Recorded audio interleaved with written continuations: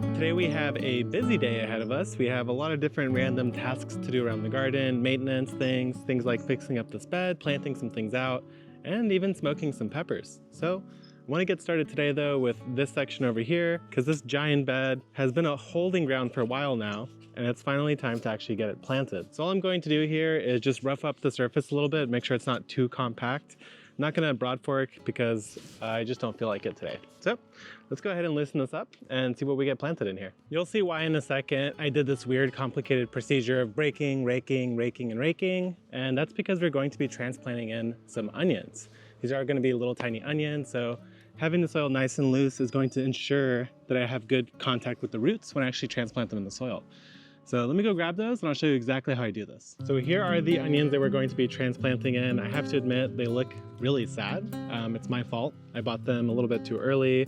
I've been leaving them sitting around, but I still see a lot of vibrant green in there. So I think they'll be just fine. Onions are one of those things that are actually quite resilient, very surprisingly. And I might even trim the tops off these, which is totally fine as well, especially when they're all wilted over like this. So let's go ahead and make some lines and get this planted. What I've been doing lately is actually taking something like a 2x4 here and using that to draw nice straight lines. Now, of course, you don't need straight lines in the garden whatsoever at all. You could plant totally loose, freestyle, nothing wrong with that whatsoever. But in this case, I'm really trying to cram in as many onions as I possibly can. So I want to be as tight with the spacing as I could be, just to get the most food out of this area as I can. Because I am, oddly enough, feeling like I'm starting to run out of space here, which is crazy, because I never thought that would happen. So what I'm gonna do is drag in the corner here until it starts cutting and get a nice furrow just like that. So there we go, we have a nice straight line. I could lay the onions in and then just bury them. And I'm gonna go ahead and pull a couple of these lines. Now, with spacing on onions, I've seen a lot of different things. I'm not going to be very precious about it. I'm just going to, I don't know, maybe go a hand distance apart like that and then draw my next furrow. Get these lines in and then we'll get planting. Since the soil is wet, dragging that border across actually caused a little bit of compaction, which is going to make it harder to plant. So what I'm going to do now is just come through with this cobra head and just lightly pull across the surface. Again, this is just to very, very lightly loosen up the soil right in that trench. So now let's talk about the onions. The ones that I'm growing here today are Texas Super Sweet, Texas Legend, Southern Belle, and I've already planted yellow Granax somewhere else. These are all great onions that do well in the southern latitudes. They're known as short day onions. So basically the US is divided into 3 different growing zones. There's short day, which is like the bottom portion of the state, the south. Then there's intermediate, which is the middle. And then there's the northern area, which is the long day onions. The further north you go, the longer the days are in the summertime. So what that means is that different onions will actually trigger their bulbing process specifically when they hit a number of sunlight hours. Here in San Diego as a short day onion, we will start triggering that bulbing around, I think it was 12 hours of sunlight, which is right before you get into that deep summer time period. That's exactly when you want those onions to start bulbing. If it happens too early or too late, you're going to miss the window and you're not going to get a well-sized onion appropriate for your growing zone. So that's why it's important that you choose the right onion, and everywhere you buy them from should specify exactly what kind of onion you should grow. All of these were got from Dixondale Farms, which is located in Texas. They have a variety of different onions. Since they're only selling the transplants, it doesn't matter if they sell you a long day or a short day onion, because they're not growing them for the onion. They're growing them for transplants so that we could take them home and plant them in our garden. So I'm gonna go ahead and start planting. The spacing I'm gonna go with is about 4 inches. If you do closer, like let's say 2 inches, that's fine. All that means is that in the springtime, you might wanna come through and harvest every other onion as a spring onion, just to give space for the rest of the bulbs to actually form to their true size. So let's go ahead and get these planted and then we'll move on to the next task. So all I'm doing here to actually get them set in the soil is taking my hands, pinching it in, and then you'll see that the onion just stands up on its own. That's the nice thing about this trench, is that it makes sure that the roots actually get into the soil, and pushing the soil to the side like this makes it really easy to then come back through, fill them up, and then get them set into the soil. Now the onion I'm putting in is the Southern Belle, which is a classic red onion. And what I'm going to do here is just visually try to split the difference and plant in the between the previous onion. That just makes sure that they have a little bit more space between them instead of being directly right on top of each other. I don't know, honestly, at this scale, how much of a difference it'll make, but it definitely won't hurt. And of course, the last onion here is the Texas Legend. So that'll be it for onion planting today.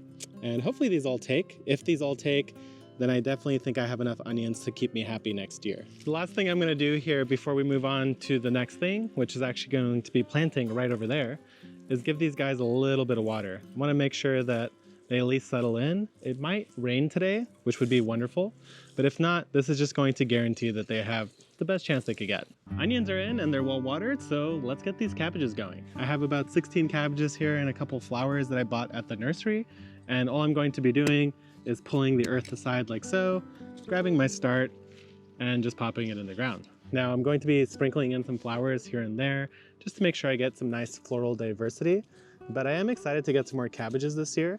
Last year I got a few, but I want more this year because I really enjoy making my own fermented cabbages. So once I get some of these straight from the garden, I definitely want to show you guys how to make them. I already have a batch going right now that I got from store-bought cabbages, but man, it's just going to be so much better from your own homegrown cabbage. So let's go ahead and space these out. I'm going to leave these a little bit further apart than I usually do because I want them to be actually large cabbages.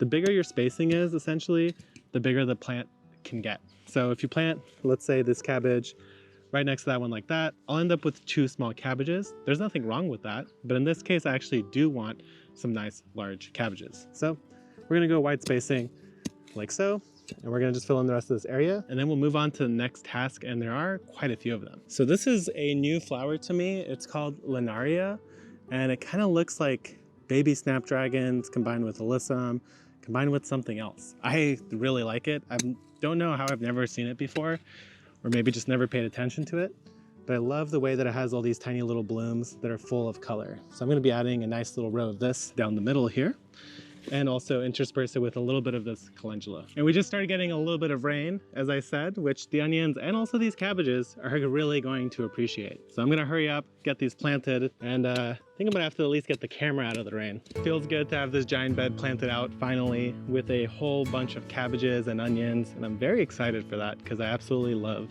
eating those.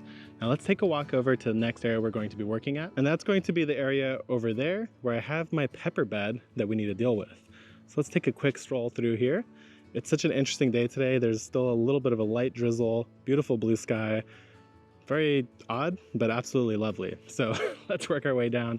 Over here, we have this bed full of broccolini. So the broccolini is looking really good. That's not a problem. We are very happy with the broccolini here, and it's absolutely my favorite. So this one is just about ready to harvest here. It does look a little looser than standard broccoli, which is totally fine. Underneath, you'll see there's a lot more floret heads, and that's the broccolini nature. So very excited for that. But what we need to deal with are all of these peppers over here. Now, I actually have harvested a lot of these peppers out, and they're actually smoking right now because I wanted to make some smoked serrano and jalapeno and other spicy peppers like I mentioned to you guys in the last vlog. So what we need to do next is actually go ahead, dig these out and overwinter them and get them out of this bed. I don't want them taking up space here. Like I said, I'm starting to feel like I'm pinched on space. So we're gonna go ahead and overwinter any of the peppers we wanna keep. The rest we're going to pull out, and I'll show you exactly how I do that right now. The first pepper we're going to be overwintering is the Escamillo pepper over here. This is the one that I really love. Makes these huge kind of orange yellowish peppers that are absolutely sweet, delicious, either raw, cooked, stir-fried, whatever you wanna do. They're wonderful peppers. So now the way that I like to overwinter stuff, now there are 2 different ways. Maybe I'll show you exactly how to overwinter an eggplant in ground next, but what I like to do is first take a look at the pepper. When you're overwintering, you want to actually start reducing a lot of the height. There are a couple reasons for that. First of all, the pepper just can't support all that over the winter period. The main one that I like to think of is actually the fact that if you left this pepper overwintered and it was this tall, just imagine how gigantic it's going to get next season. You don't want to be trellising a pepper 6-8 feet off the ground. You'd much rather have it stop at around 4 or 5 feet at the very most, just to make your life a lot easier in the garden. It's just honestly a huge pain in the butt to actually try to trellis a gigantic pepper. So now that we have this cut down, it's actually ready to be potted up. So here we are with the pepper up close and personal. You could see that I've only left these 3 main stubs here. Now the reason why I left these ones in particular is because they still have this little leaflet growth here. Personally, I believe that if you have a tiny bit of leaf matter left, it gives you a better chance for that pepper to survive, especially if you're going to bring it into a protected environment. Now, the deal is when you're actually overwintering peppers, you could just leave them in ground, and what you would do is just literally stop here, leave it like this, and that's all you need to do, especially somewhere like San Diego. But if you live somewhere cold, or if you just want to free up space in your bed and get them out of the way, what you want to do is try to remove as much of the soil as you can from the roots And you don't even need all the roots. So what I like to do is actually just kind of shake the plant a lot. What this does is it helps loosen up a lot of the soil around the base of the plant while not ripping as many of the roots. So already I could feel it feels a lot more free. It's feeling really good right now. What I'm going to do next is take my cobra head here, and you could just use a shovel or anything you really have, but I'm just going to start loosening the soil around it. The idea here is that, again, it's okay to lose most of the roots, but we do want to make sure we have some roots left when we pot this out and save it. So I'm just coming in. You can see the depth of the hook here. It's underneath the plant now. And all I'm doing is I'm going to pull up on the plant while pulling up with the tool, just like so. And I'll actually shake all the soil off. This is an important step if you're bringing your plant indoors and you don't want to bring any sort of soil-borne pests or anything like that into your house. You want to make sure that you clean off the soil as best you can. Some people even rinse the pepper roots or even spray them with hydrogen peroxide. I'm not going to do anything that intense because I'm just going to be saving them in a pot. Probably somewhere a little bit protected, but not indoors. So once your plant looks like this, the next thing to do is to get a container. These are our new 5-inch pots, which are really wonderful for this purpose because they have really nice drainage on the bottom, and they also have these little side slits to stop the root encircling and also give a little bit more air into the pot itself. So I'm going to go ahead and just leave this in here loose like this. I'm going to dig out a couple more peppers and we'll go ahead and I'll show you exactly how I fill this with soil next. So I left this one untrimmed just to show you guys what I'm looking for when I'm trimming the overwintered pepper. Take a look at these stems over here. You might see these brown little specks on there. That's probably blight or some other sort of fungal disease. So if there's any signs of that whatsoever, I'm going to go ahead and prune off that entire member. Any of these little sticks that are dying back, I'm also going to be pruning off. And I'm also going to be looking inside to make sure there's not any sort of discoloration in the stem. If there is, I'll keep pruning back until it just looks green. So that's kind of the basic principle here. And again, if I have these little leaf nodes where they're coming out again, I will actually make sure to preserve that just to give this pepper some time to root before I truly give it one final haircut, and that'll be the final overwintering procedure. Now, the reason why I say that is because whenever you overwinter peppers, they do tend to start growing again, especially right at the beginning when you first pot them up. So I like to give them this initial prune, and then I'll come back through and give them another prune in, I don't know, maybe about a month after they've put on some substantial growth. And there we go. We have a nice little top there. What I'm also going to do is, this is totally fine, is prune off some of these roots here, just because they're sticking out a little further than I could reasonably put in a pot. So just like that, we have a perfect pepper to pot up. I'm going to go ahead and throw that in my container. And I think we have enough now. Let's go over to a potting station and get these potted up. So we ended up with quite a few peppers here, but that's all good. It's not that hard to do. So here's the one that we did earlier, the escamillo. Again, what I'm going to do, I'm actually going to take off a couple more leaves here. And if there's any little baby fruits like these guys, I'm also going to be removing that. Right now, the only energy we want this plant to be focusing on is to essentially stay alive and produce new roots. So the fruits are just going to slow it down. What I'm going to do is take it like so, and put it in the pot at around the height that I want it at. So right about here is where I want to keep it. Then I'm going to get some soil. And this is actually one of those things that's a little bit easier if your soil is slightly dry. It doesn't have to be bone dry, but slightly dry will ensure that it fills in some of these cavities along the roots a little bit better. Now, as you can see, I put enough soil that it's standing on its own. What I'm going to do now is come through and fill it until I'm maybe an inch away from the top, like this. And then I'm going to shake it. That's going to make sure that that soil settles in exactly where I want it to settle in. And then now that it's all settled around the base, I could come in through the top, fill it up, and now I have really good contact with the soil on the roots, and I have plenty of stability so that the pepper can now stand on its own and actually start to develop new roots. So that's all there is to it. Once I do this to all of them, I'm just going to go through and water them, and they should be good to go until next spring. All of the peppers are now potted up, and I have watered them, but that is where I want to mention something important. When you do overwinter something like peppers, you want to make sure that you are not overwatering. They're not growing very actively, they're not going to need a lot of water, and that's most likely going to be the thing that kills them if they don't make it, overwatering. So what do you do next? Just make sure that the soil doesn't fully dry out. Place them somewhere where they get at least, 4 hours of sun. They don't need full sun, but some amount of sun is good just to make sure they still survive the winter. And that's about it. Like I mentioned earlier, you might need to give them one more pruning after about a month, but then come around spring when it starts warming up, These guys will be filling up nicely. You'll be able to transplant them, and you'll probably get ahead of your pepper season by at least 2 months. I'm not even exaggerating. So this is why you do it. It is worth it. It does give you a massive head start when it comes to next spring, and you get to choose the peppers that you liked most from your garden this current season. As I mentioned earlier, I wanted to show you guys how to overwinter your eggplants and peppers directly in ground. It's very simple. It's actually almost the same as what we did just now to put them into containers. But something like an eggplant, especially if you live somewhere like zone 9+, doing this will give you such a massive start to your season.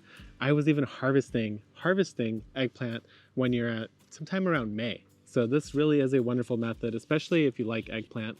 You'll get it much sooner than anyone else you know. So all I'm doing here is I'm giving it a haircut. I'm removing anything that looks diseased like this. I'm definitely gonna wanna cut back. If I see weird discoloration on the stems that looks off from the rest of the plant, I will also be removing that.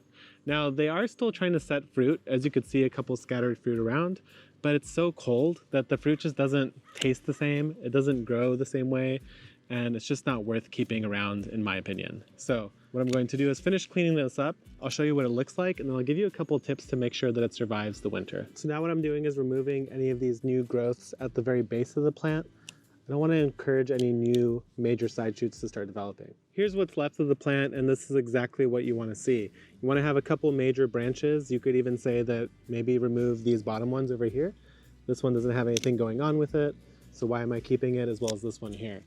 So now I've simplified it even further. And the reason why I left some leaves on here is because the eggplant will drown if it does rain and the water doesn't go away. It doesn't like sitting in cold, wet soil. So leaving some leaves will help it grow.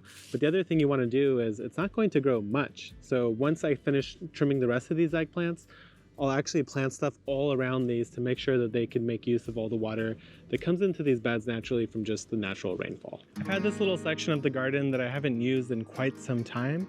So what I'm going to do now is just go ahead and till it up a little bit, just like surface raking like I did in that big bed.